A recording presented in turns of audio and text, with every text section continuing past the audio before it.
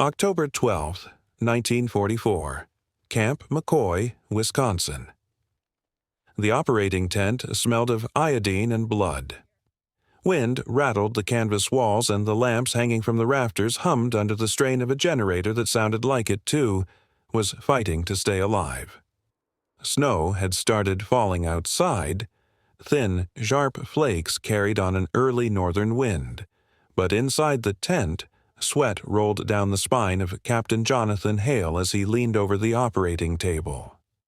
The woman before him lay half-conscious, her breath shallow, her uniform cut open at the waist where the dark bloom of internal bleeding spread like ink on wet paper.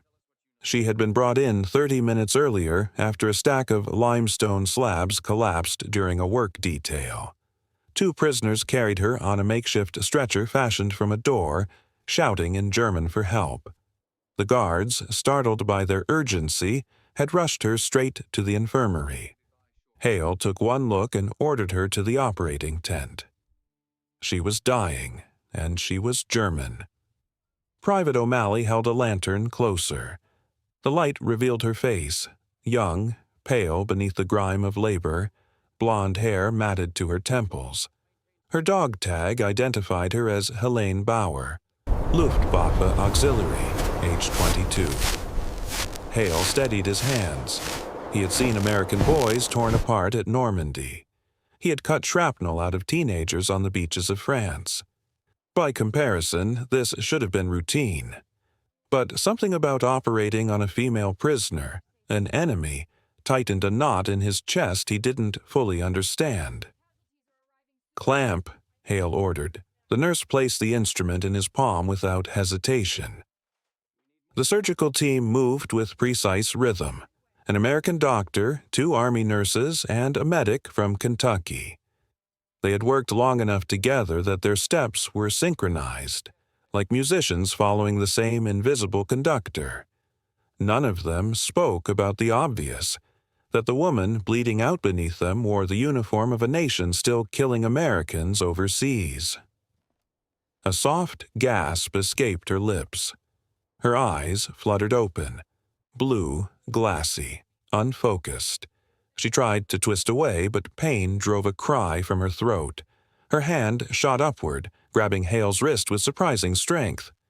"Nicht, bitte, nicht schneiden." Her voice trembled with terror. The interpreter wasn't present, but Hale didn't need translation. He had heard enough from captured soldiers at field stations overseas. He knew the propaganda they'd been raised on.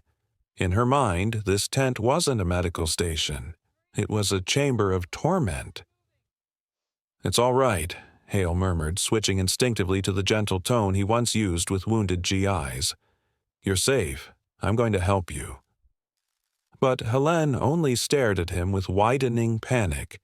Tears pooled in the corners of her eyes. She forced the words through a tightening throat.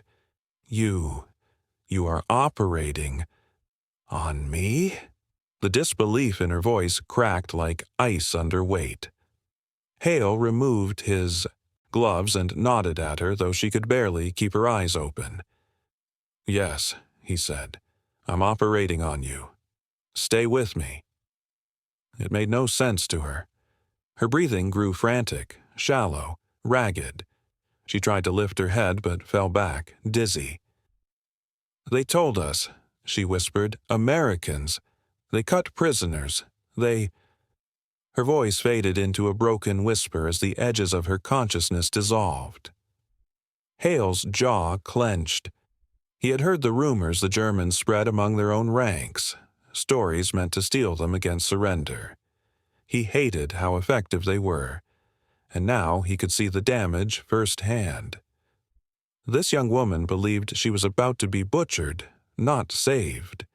He reached out and rested a hand lightly on her shoulder. "Helene," he said, using her name for the first time. "I don't know what they told you, but you're not dying here today. Not if I can stop it." Her fingers twitched, searching for certainty in a world that had offered her none for years. Then her arm fell limp. She was under again. Hale exhaled and signaled to the nurse. "We're losing time. I need suction, now." The surgery unfolded like a battle. Veins sealed, ruptures repaired, blood replenished drop by drop. The storm outside grew louder. Snow slapped against the canvas in wild bursts. The generator flickered twice and the entire team froze each time, certain the lights would die. But they held. After 40 minutes, Hale stepped back, chest rising and falling. "She'll live," he said quietly. The team exchanged glances. Not celebration, just a stunned awareness that something significant had happened. They had saved a woman who, in another context, might have been repairing radios that guided German bombers. They had saved someone the world expected them to hate. Hale peeled off his gloves, the final snap echoing in the confined tent. As the nurse adjusted the blanket around Helene, her eyes drifted open again. She looked at Hale, really looked, through haze and pain and fear, and whispered the last words he expected from an enemy soldier. "You saved me." Hale didn't answer. He only stepped back, pulled the mask from his face, and let the moment settle like snow on the Wisconsin earth. Outside, the guards paced their rounds. The war raged on in Europe. Young men on both sides killed and died under flags and orders and ideologies. But inside this tent, an American surgeon had crossed a line the war could not erase. He had saved the life of a woman raised to fear him. And somewhere deep in her fractured world, a question had begun to form. A question neither of them could yet name. Why would my enemy fight so hard? For me. For a long, trembling moment after the surgery, Helene Bauer lay still beneath the wool blanket, as if afraid that any movement would call the scalpel back to her skin. Outside, the Wisconsin wind still battered the canvas walls, but inside the tent the air had shifted, no longer frantic, but heavy, thick with the impossible. Just hours earlier, she had believed Americans would carve her open in cruelty. Now, an American had carved her open to save her life. It was the kind of twist no German propaganda officer ever warned them about. The kind of twist that left a young woman shaking uncontrollably on a cot, unable to decide whether she had just escaped a nightmare or stepped into one she did not yet understand. Her first tears came quietly. The second wave tore from her with the force of a dam cracking open. The hours after the surgery. She cried because the pain came in waves. She cried because the morphine made her stomach turn. But mostly, she cried because she was terrified. Every few minutes she turned her head, checking whether the American doctor was still nearby, as though his shadow alone kept her alive. Captain Jonathan Hale moved between cots, checking his other patients, but each time he passed her, she tensed, her hands gripping the blanket, her breath stopping short. He noticed. Everything about her, the trembling fingers, the flinches, the darting eyes, spoke the same language he had seen in wounded American boys who expected to die. But there was something different about this fear. It wasn't rational. It wasn't even rooted in the injury itself. It was older, deeper. It was belief shaped by years of indoctrination. When she finally spoke, her voice was barely more than a breath. "Will you do more?" She swallowed painfully. "You cut me. Will you do more?" Hale blinked. "Do more? What do you mean?" She didn't answer with words. She answered with terror. Her eyes darted toward the surgical instruments still gleaming on a tray.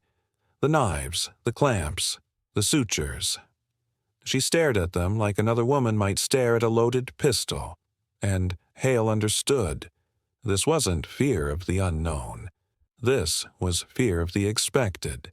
Fear she had carried across the Atlantic, hidden under her uniform, woven into every rumor whispered in the barracks of the collapsing Reich. He sat beside her and spoke quietly. "No one is going to hurt you here. You're safe now." But Helene's tears only grew. Safe was not a word she associated with America. Just before the Normandy breakthrough, her commanding officer had shown their auxiliary unit a pamphlet, bold red lettering, a crude drawing of an American soldier with a hooked nose and devilish grin. Underneath, "Americans mutilate prisoners. Women will be violated, humiliated, experimented on."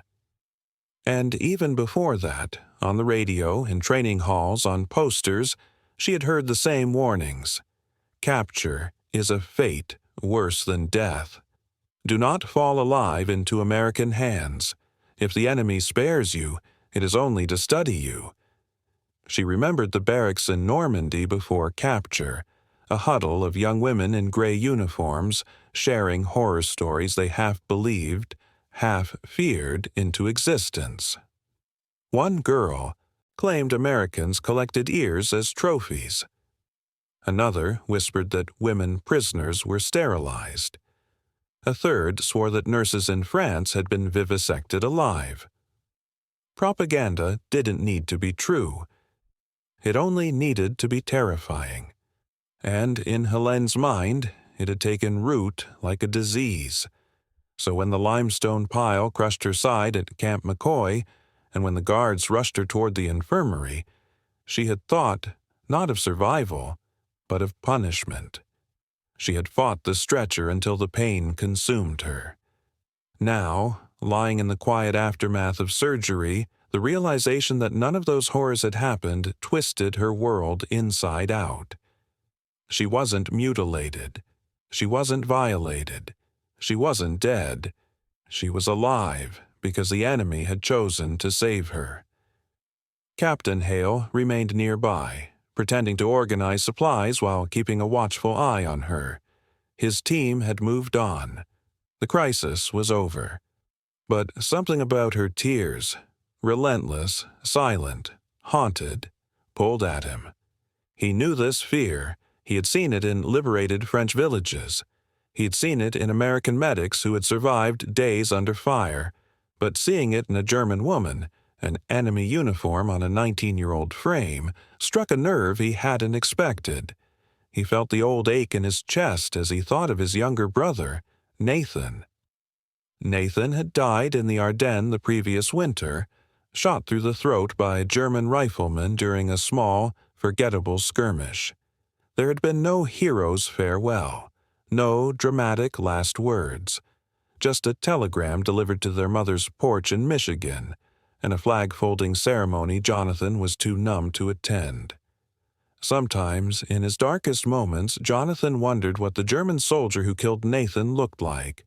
Was he a boy? Was he terrified too? Did he regret the shot? Did he even know Nathan existed? Now, here he was, saving a German life with his own hands. A life that wore the same colors as the man who had ended Nathan's. Part of him resented that. Part of him hated the unfairness of it. Hated that compassion was demanded of him, even when justice seemed to demand the opposite. But there was his oath, the oath he swore long before the war. Do no harm. He had lived by it on beaches red with blood. He had lived by it under enemy fire, and he would live by it here, even if the person before him wore the wrong uniform. He rubbed the bridge of his nose and sighed. "Why are you so afraid?" he asked quietly. Helene turned her head, eyes red, cheeks wet. "Because you're American," she whispered. The simplicity of it struck him harder than any accusation. When Helene's fever returned that evening, Hale brought a cup of water himself. The nurses offered, but he waved them off. He needed to understand her fear, not clinically, but humanly. She tried to sit up, winced, and fell back. Hale steadied her. "You're safe," he repeated. "We don't harm prisoners." She stared at him as if he were lying. "They said you would," she insisted. "Who?" My officers, my instructors, my newspaper, my radio, everyone. The conviction in her voice made Hale shift uncomfortably, not because she was wrong, but because she truly believed she was right, and belief was harder to heal than injury. "What did they tell you?" he asked. Her voice trembled. "That you cut women open, that you take things from them, that you use them for experiments." The word tasted foul even to her. Hale closed his eyes briefly, letting out a slow breath. "And you believed them?" She nodded. "Why?" She didn't have an answer, not one she wanted to say aloud. After a long pause, she whispered, "Because I wanted to believe we were the good ones." The confession hung in the air, fragile and devastating. Much later, when the infirmary quieted and the lanterns burned low, Hale stepped outside to clear his head. Snow had stopped falling, leaving a fragile white crust across the camp. Guard towers glowed dimly, and faint voices drifted from the barracks, Americans laughing, German prisoners singing quietly in their native tongue. He stood there, staring into the cold night. A German woman, indoctrinated since adolescence, believed he had saved her only as a prelude to torture. His own brother lay in a grave marked by a simple wooden cross, and still, he had saved her. What did that make him? What did that make America? He knew the answer, but saying it aloud felt almost too heavy. It made them different. It made them the country his father had always believed in, a place where morality didn't crumble under pressure, where principles outlived grief, where mercy wasn't weakness but strength. He walked back into the infirmary, sat beside Helene again, and said nothing. He simply remained there, a quiet sentinel beside someone who expected monsters and found men instead. By morning, Helene's tears had dried, but her fear had not. When Hale entered to check her vitals, she stiffened. "You came back," she whispered. "Of course." "You don't have to." "I know." She looked at him long and hard, searching for cruelty in the lines of his face, for malice in his eyes. She found neither. It frightened her more than if he had shouted. This kindness, this unearned, incomprehensible kindness, was the real threat. Because if the Americans were not monsters, then what else had she been lied to about? What else had her country built on sand? She closed her eyes, overwhelmed by a new kind of terror. The terror of realizing the enemy might be more human than the people who taught her to hate. And that was a fear far greater than any knife in an operating tent. Helene woke the next morning to a silence so gentle it felt unreal. The storm had passed. The wind no longer threatened to tear the canvas walls apart. For the first time since collapsing under the weight of the limestone slabs, she sensed the world as something still, almost peaceful, until she remembered where she was. She turned her head and saw the American doctor sleeping upright in a chair beside her cot, boots planted firmly on the floor, arms crossed against his chest. He hadn't left. Not for the entire night. It struck her like a blow, the kind that didn't bruise skin but reshaped something deeper. When he stirred awake, she froze, unsure whether to speak or stay silent. Her throat was dry, her lips cracked. But she managed to whisper, "Why would you help me?" Her voice shook, but her English held. "I'm German." Captain Hale rubbed the fatigue from his eyes and leaned forward, studying her as if weighing how much she could bear. "Because you're a patient," he said simply. The words dropped between them like a stone into still water, rippling outward until they collided with every fear, every belief, every lesson she'd ever absorbed. She stared at him for a long moment, searching his face for mockery or hidden motive, but found nothing except the practical calm of a man who had spent too many nights in triage tents across 2 continents. He stood to check her dressing. She didn't recoil this time. Her hands trembled, but she held herself steady as he lifted the edge of the bandage. The cut was clean, the stitches neat, a mark of care, not cruelty. She exhaled slowly, feeling her world tilt into unfamiliar territory. Around the tent, other women stirred.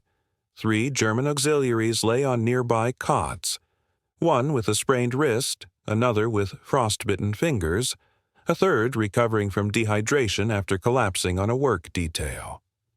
All of them watched Hale move from patient to patient with the same disbelief shimmering in their eyes. One of the women whispered in German, her voice hoarse, "He really treats us like humans." Another whispered back, "Why? What do they gain from this?" To Helene, the questions felt like echoes of her own confusion. Her instincts told her not to trust him, yet every gesture contradicted what she had been taught. The contradiction tightened around her chest until she felt breathless. A nurse entered, a red-haired woman with bright, tired eyes, and carried a tray of steaming cups. The scent reached Helene first. Real tea. Not the bitter substitute they had brewed from dried leaves back home, but actual tea. Beside each cup lay 2 small biscuits. The nurse approached their row of cots. "Breakfast," she said with a soft smile. None of the German women took anything at first. Suspicion hovered like smoke, thick and choking. After a long moment, the nurse broke 1 biscuit in half and tasted it herself. "See? No tricks." She set the tray on the small table and stepped back. "Please, eat while it's warm." The warmth in her tone felt stranger than the tea itself. The woman with the frostbitten fingers reached first, hand shaking. She took a sip and closed her eyes as if remembering a life that no longer existed. The tea was hot, fragrant, calming. Helene watched her swallow again, slower this time, letting the warmth coat her throat. A low sigh escaped her lips. "I haven't tasted this since before the war." The second woman reached next, then the third, then finally Helene. Her fingers brushed the cup. She hesitated.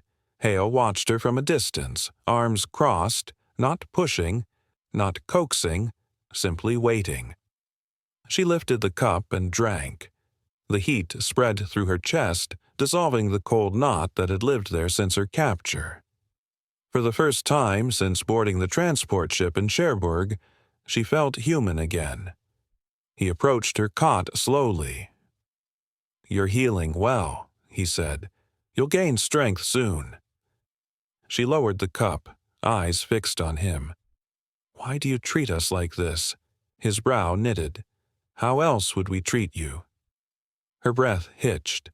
She looked away, unable to answer. In her mind, kindness was more dangerous than cruelty. Cruelty she could accept. Kindness threatened to unravel the foundations she had been raised on. Across the tent, the woman with the sprained wrist was watching Hale closely. When he reached her cot to examine her hand, she stared as though expecting him to snap her bones. Instead, he rotated her wrist gently, checked the swelling, and adjusted the splint with careful fingers. She blinked. "He's gentle," she whispered to the woman beside her. "I don't understand," the other replied. Neither did Helene. The morning unfolded quietly. Hale moved from cot to cot, checking pulses, adjusting blankets, handing out small white tablets of aspirin. The nurses refilled the teacups, slipped extra biscuits to the younger prisoners, and even chatted with those who spoke halting English. Helene watched every detail, the way Hale listened when a woman tried to describe her symptoms, the way he nodded thoughtfully even when he struggled to understand her accent, the way he didn't raise his voice or rush them. His hands, steady and precise, touched their wounds with the same care he would use on an American soldier. She whispered to herself in German, "This makes no sense." When Hale returned to her side midday, she was sitting upright, propped by pillows. Her hair hung loose around her shoulders, still tangled, but her eyes had regained a spark of awareness. "Pain?" he asked. "A little." He checked her temperature, his expression softening when he saw the fever had broken. "Good, you're stronger today." She watched him closely, trying to understand the man behind the soft-spoken authority. His movements were practiced, his demeanor calm, but his eyes held something tired and wounded beneath the surface. "You lost someone," she said quietly. He paused. "Everyone has." She swallowed. "Your brother?" His jaw tensed. He didn't reply. "I'm sorry," she whispered. He looked at her then, really looked, as if gauging whether her apology was sincere or just another attempt to curry favor. When he finally spoke, his voice was low. "I didn't operate on you because I expect anything back." "I know," she said, but she didn't know. Not truly. She only felt it, like warmth spreading through a room after a long winter. One of the other German women whispered in their language, "He speaks to her like she matters." Another answered, "We all seem to matter to him. That's the strange part." A strange part, indeed. By afternoon, the clouds thinned, sunlight filtering through the canvas roof and washing the infirmary in pale gold. The women sat quietly, sipping tea, nibbling the last crumbs of the biscuits. The atmosphere had softened into something almost gentle. The nurse returned with fresh linens and placed a folded cloth near Helene's cot. "For your hair," she said. "You'll feel better once it's brushed." Helene stared at the cloth as if it were contraband. Clean fabric, warm tea, careful hands. None of it belonged in the world she expected to find behind American barbed wire. The contradictions pressed on her chest until she felt breathless again. She looked around the tent, at the women who had once marched confidently in gray Luftwaffe uniforms, now fragile and bewildered under blankets. Every pair of eyes seemed to hold the same question. What kind of enemy saves us? As the last light faded and lanterns were lit again, Helene watched Hale cross the tent, moving with the steady purpose of a man who knew exactly who he was and what he stood for. He paused at the entrance, glanced back at the rows of German prisoners resting peacefully, and seemed almost relieved. Helene clutched her blanket and whispered into the quiet of the infirmary, not sure whether she was speaking to herself or to whatever part of the world had shifted overnight. If this is the enemy, then what were we fighting?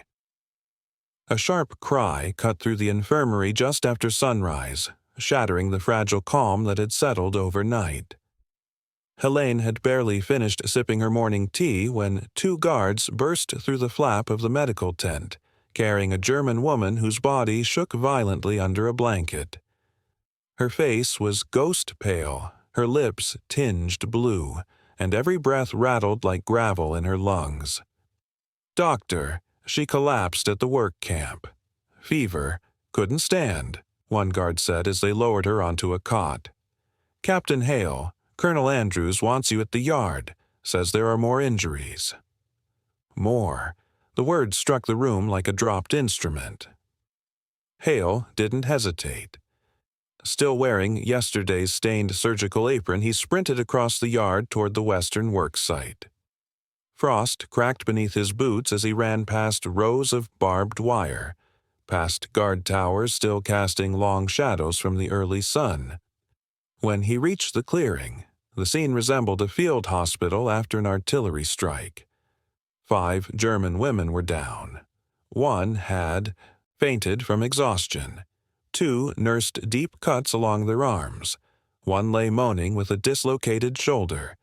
And the last, the one who frightened Hale most, was drenched in sweat, her skin burning with fever. "Trench, fever, or exposure," Hale muttered under his breath. "Maybe both." Colonel Andrews stood nearby, arms crossed, jaw rigid as iron. "This is getting out of control," Andrews said. "We treat them, but we don't get attached." Hale knelt beside the fevered woman, pressing 2 fingers against her neck. Her pulse thrashed weakly beneath sweat-soaked skin. "She needs immediate care," Hale replied. Andrews didn't budge.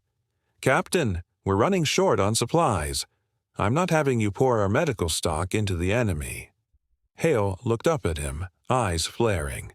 "She's dying." "You have your orders." "I also have my oath," Hale said softly. Andrews stiffened but didn't answer. Hale slipped his arms beneath the woman and lifted her himself. The infirmary exploded into urgent motion the moment Hale returned. Helene watched as the team placed the fevered woman on a cot, her body trembling with chills, though her skin burned hot enough to blister. Her eyes rolled back. She mumbled something in German, pleading, delirious, terrified. A nurse leaned close. "Temps rising, doctor, fast." "Start cold compresses," Hale said. "Boil water. Sterilize everything." The nurse hesitated. "We're low on clean towels, and the sanitizer is barely working." Hale exhaled sharply. "Then we improvise." But even he could see the truth. The tools they had were not enough for the scale of injuries arriving. 2 more women were carried in minutes later, one bleeding from the scalp, one clutching her ribs.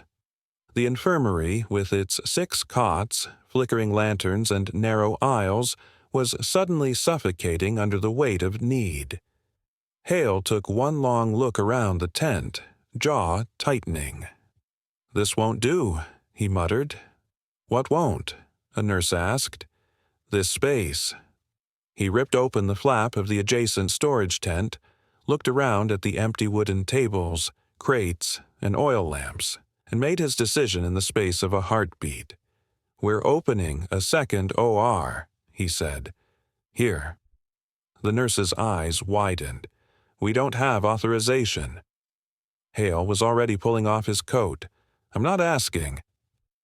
An hour later, the storage tent had become a makeshift surgical room. Tables propped up on ammunition crates, lanterns hung from rafters, hot water carried in buckets from the kitchen. It looked nothing like a proper medical ward, but it was all they had. Hale moved between the 2 tents, checking wounds, shouting orders, treating shock, coordinating compresses. Sweat darkened the collar of his uniform. His hands shook from exhaustion after stitching wound after wound, cuts from splintered wood, bruises from falling debris, gashes from sharp stones. Then it happened. The fevered woman's breathing stopped. Her body went still, too still. Hale dropped everything and rushed to her side. "Get me more cold water," he barked. "Now!" A nurse pressed a dripping towel to the woman's forehead. Another fanned her rapidly with a clipboard. Hale checked her pulse. Nothing. He began chest compressions. 1, 2, 3. Breathe. The nurse forced air into her lungs. No response. Again and again. Helene watched from her cot, gripping her blanket so tightly her knuckles whitened. Every breath she took seemed to sync with the rhythm of Hale's desperate attempts to revive the young woman. "Come on," Hale whispered. "Come on." At last, a gasp. Weak, fragile, trembling. But a breath. Hale sagged back, drenched in sweat. The nurses stepped away in stunned silence. The woman was alive, though only barely. He rested his forehead in his hand for a moment, letting the fear and relief wash through him. Then he stood again, no time for emotion. Monitor her fever. Don't let it spike again. He had barely washed his hands before 2 military officers appeared outside the tent. "Captain Hale," one said sharply. Colonel Andrews requests your presence, immediately. Hale wiped his brow with the back of his hand. I'm treating critical patients. This is not optional. They escorted him into a small administrative hut where Andrews stood behind a desk stacked with reports. Captain, Andrews said without preamble, you're being investigated. For what? Hale asked, though he already knew.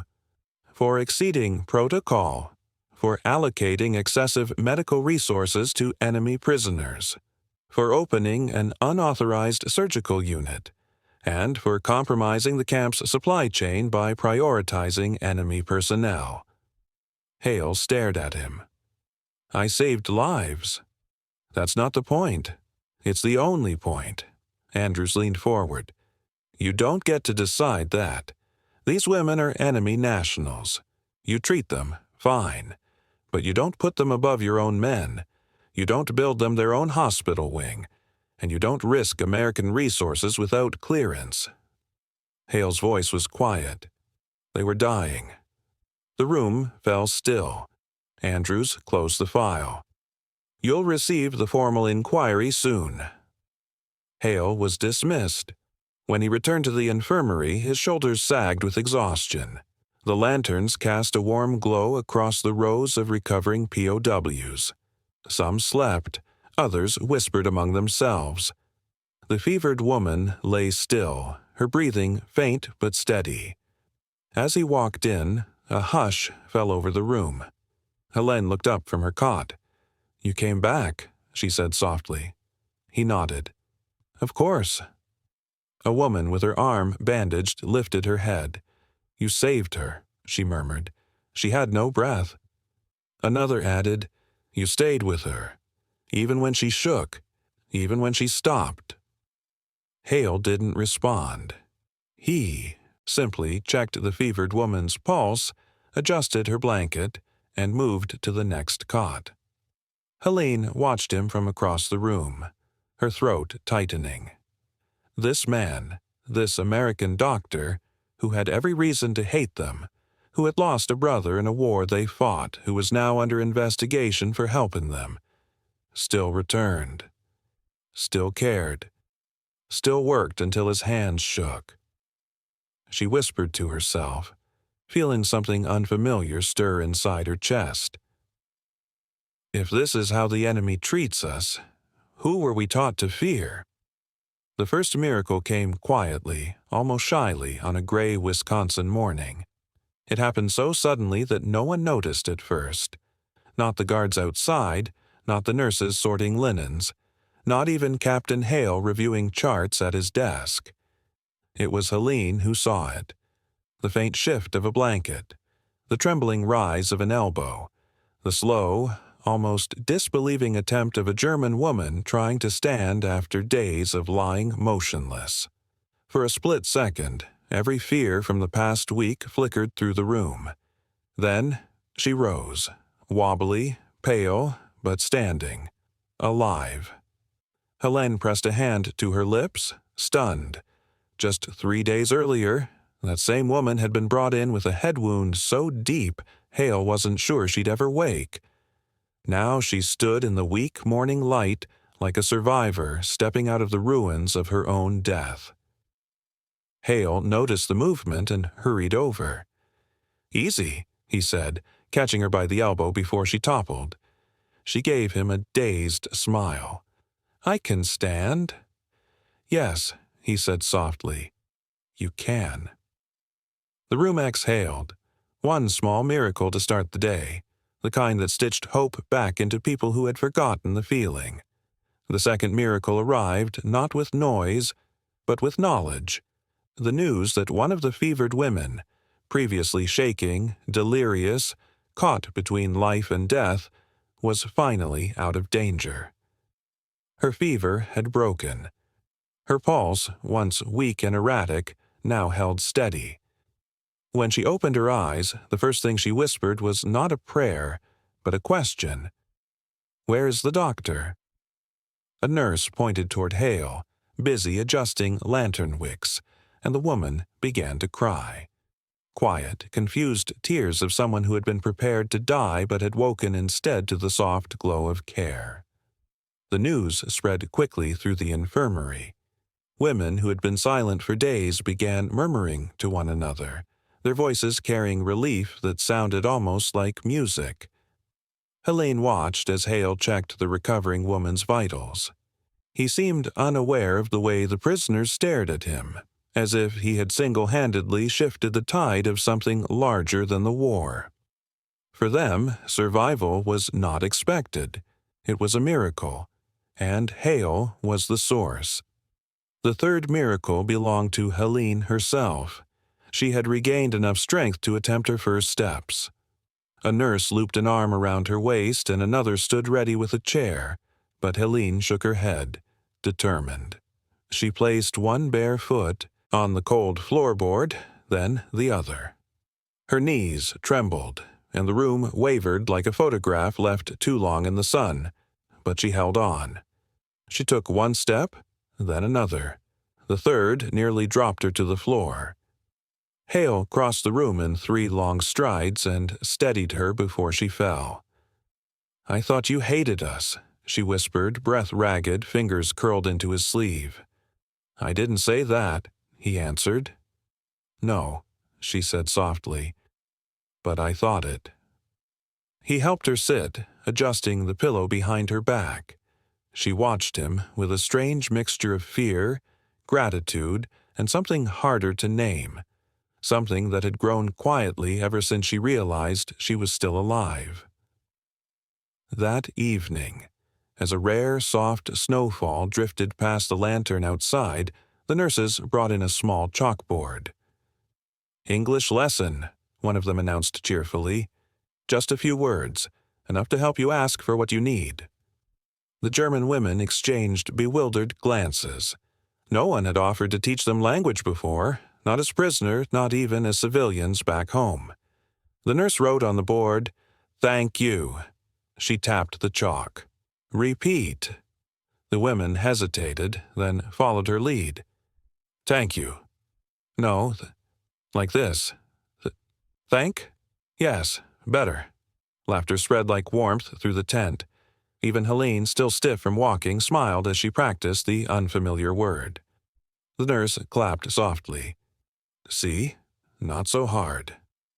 When Hale returned from an inspection, he found them gathered around the chalkboard, each woman stumbling over English vowels with determined earnestness. Helene caught his eye. "Thank you," she said, pronouncing it correctly this time. He paused, taken aback by the clarity of her voice. A softness flickered across his face, then he nodded once, quietly. "You're welcome." The moment passed, but it lingered like the glow of a lantern long after it's blown out.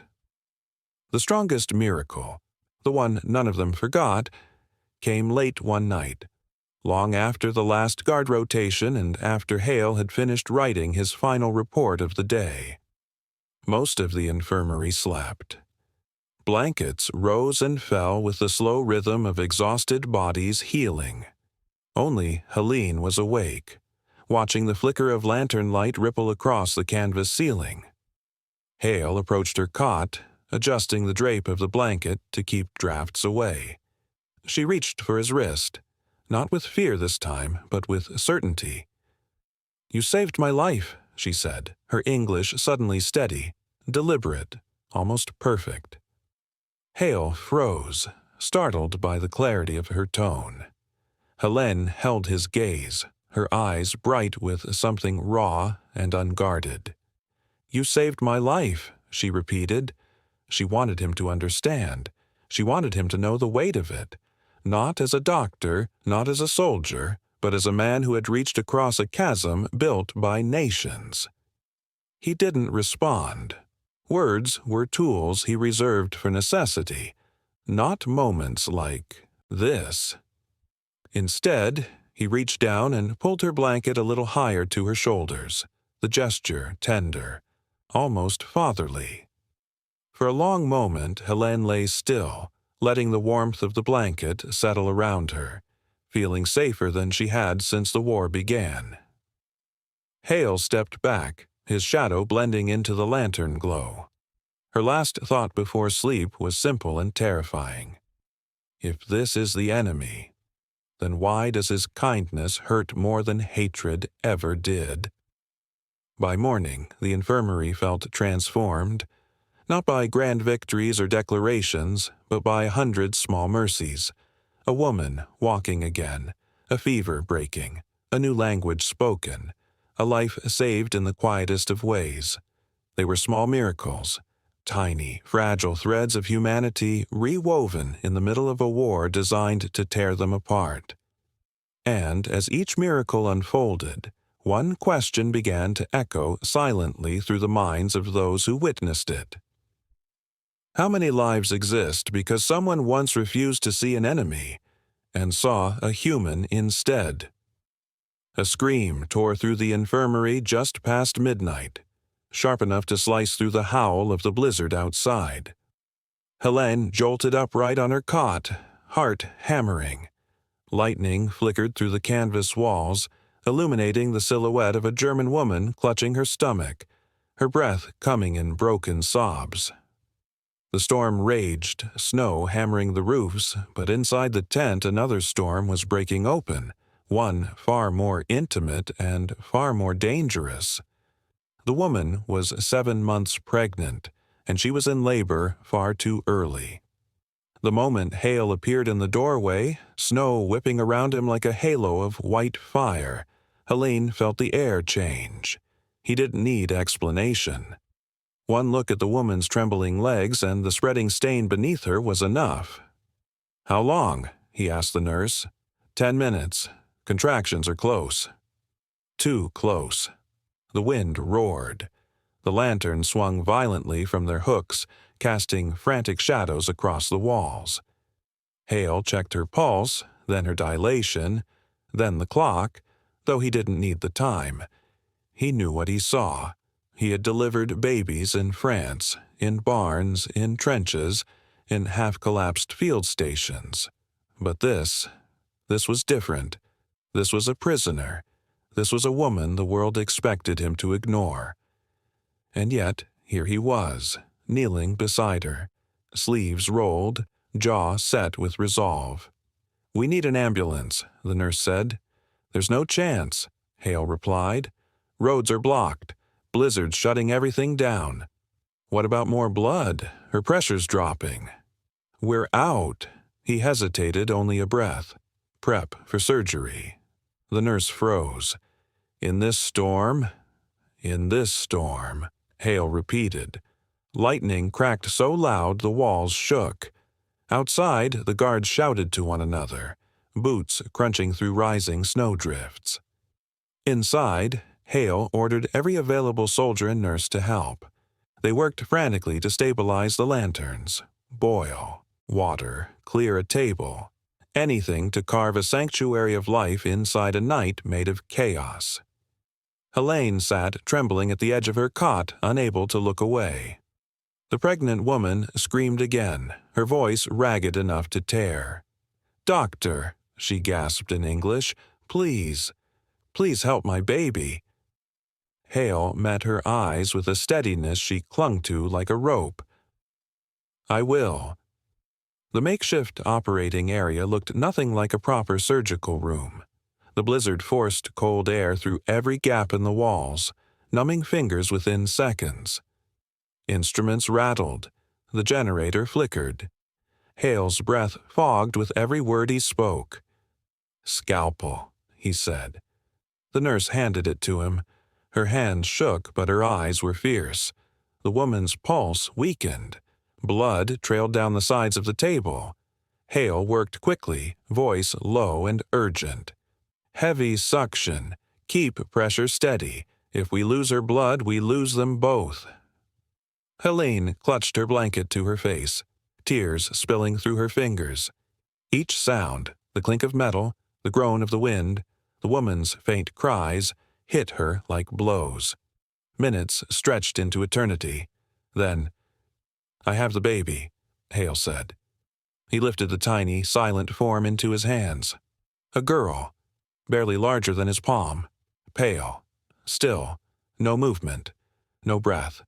The nurses froze. The storm outside roared harder as if trying to drown the moment. Hale leaned close, tapping the infant's foot gently. Nothing. He rubbed her back, brisk and firm. Still nothing. The nurse whispered, "Doctor." "She's not." "Not yet," Hale snapped. He positioned the baby along his forearm and began resuscitation. Tiny breaths, measured compressions, voice steady despite the crack forming in his chest. "Come on, sweetheart," he whispered. "Come on." No cry. No movement. Lightning lit the room again, white and violent. Helene couldn't breathe. A soldier in the corner shut his eyes, lips trembling in silent prayer. Hale tried again. Gentle breath, gentle pressure. Again. Again. The baby remained limp. The storm wailed outside like something alive. Hale bowed his head for half a heartbeat, forehead resting against the back of his wrist. Despair flickered, but only for that heartbeat. Then he lifted the child once more, rubbing her back more firmly, willing life into her tiny body. "Don't give up," he murmured. "Not tonight, not like this." And then, a sound, small, cracked, wet, a whimper, then a cry. Weak at first, then stronger, then louder. A cry that pierced the storm, a cry that filled the tent with something holy. Helene broke. She sobbed openly, the blanket trembling in her grip. The nurses covered their mouths, eyes shining with disbelief. Even the storm seemed to hush for a breath. The soldier in the corner whispered, voice thin with awe, "We saved a German baby in a war." Hale placed the crying child onto the mother's chest. The woman, exhausted and bleeding, lifted a trembling hand to touch her daughter's cheek. A sob escaped her lips, not fear, not pain, but something much deeper. "Danke," she whispered. "Danke." Hale stepped back, his hands stained with blood and hope, his face pale with exhaustion. His shoulders sagged, not in defeat, but in a relief so profound it nearly folded him in half. Helene watched him, her heart pounding with a revelation that felt too big for her chest. This man, this enemy, had delivered life into the world while the war outside demanded death. And she whispered to herself, voice barely audible over the wind, "If this is the enemy, then what does that make us?" The baby cried again, stronger this time, and in that sound, something inside the tent shifted forever. The baby's cry was still echoing in Helene's ears when the war finally ended. It felt unreal. How quickly the world could shift from the edge of death to the promise of freedom. One night she was clutching her blanket in a storm-shaken tent, watching an American doctor drag a life from the jaws of war. And barely weeks later, she was standing in the cold morning light with a small duffel bag, staring at the open gates of Camp McCoy as if they were the doorway to another planet. The guards called names. One by one, the German women stepped forward. Some limped. Some leaned on makeshift canes. Some carried bandages on their arms or scars across their ribs. But all of them carried something else, something invisible, something they couldn't explain even to themselves. When they called her name, Helene clutched the single envelope in her hand as though it were more fragile than her own bones. It was from Hale. Short, handwritten, folded with precision. "Live, that's all the revenge we need. J." Hale. She pressed the envelope to her heart. A truck stood waiting by the gate. Its engine rumbled, ready to take them to the train station, from which they would be ferried across the Atlantic to a country in ruins. Some women hesitated before climbing aboard, casting one last look toward the medical tents where they had not just survived, but been treated as if their lives mattered. When Helene climbed into the truck bed, she caught sight of Hale standing near the infirmary flap. He had not come closer. he had not waved. He simply watched her leave with a quiet nod, the kind of farewell that meant more than words. The truck rattled forward. Snow crunched under the tires. The camp grew smaller behind them, and when the front gate finally closed, Helene felt something break inside her, the painful, indescribable ache of leaving a place where she had expected to die, but instead learned how to live. 20 years passed. Germany rebuilt. America changed. The world rearranged itself around memories both bitter and tender. Helene married, raised 2 sons, and kept the envelope in a wooden box on her dresser. She touched it whenever her past felt too distant to be real. But the woman who carried the greatest reminder was not Helene. She was a girl who never knew the war at all. The premature infant delivered in a storm, the child who survived because an American doctor refused to let death win, and the one who grew up hearing a story that sounded too miraculous to be history. Her name was Clara. When she turned 20, she booked a ticket to the United States. She carried a bouquet of white flowers in her lap the entire flight, afraid the petals might wilt before she reached her destination. She had memorized the route: a bus to Wisconsin, a taxi to a quiet cemetery shaded by oak trees. She walked with careful steps between the rows of markers worn by decades of sun and snow. When she found it, a simple stone, clean and modest, her throat closed. Jonathan Hale, 1910-1959. Do no harm. Clara knelt, placing the bouquet at the base of the stone. Her hands shook, not from fear, but from the weight of standing before a man whose face she had never seen, whose voice she had never heard, but whose hands had cradled her the first moments she existed. Her eyes filled. "Because of you," she whispered, touching the cold stone. "I exist." The wind rustled the oak leaves above her, as if answering. She reached into her coat and unfolded a photograph her mother had given her, a captured image taken by a camp nurse in 1945.